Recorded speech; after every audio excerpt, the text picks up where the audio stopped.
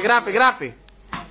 Εδώ βλέπουμε Αποστόλη Χατζόγλου και Διονύσιο Μαρίνο. Κύριος Άκης κερδίζει τον Πασαρέλα 3-0 στο τάβλι.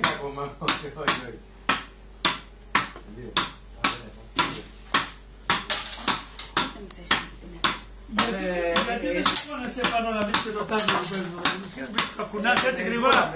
Αργά θέλει πολύ αργά ρε. Να κάνεις και ακούγομαι. Αργύρι πολύ αργά θέλει κάμερα.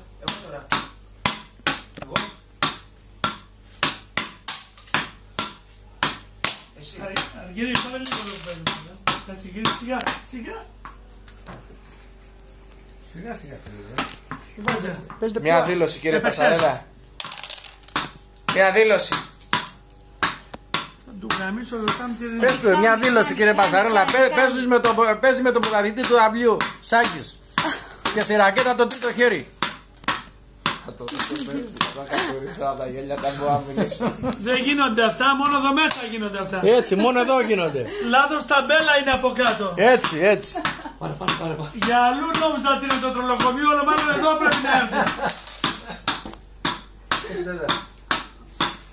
Είσαι εγώ τίποτα Δάφνη, πάω εκεί μέσα και δεν θα μου κάνεις επισκέψεις. Καθημερινά. 2. Τι θα μου παίρνει τσιγάρα. 4.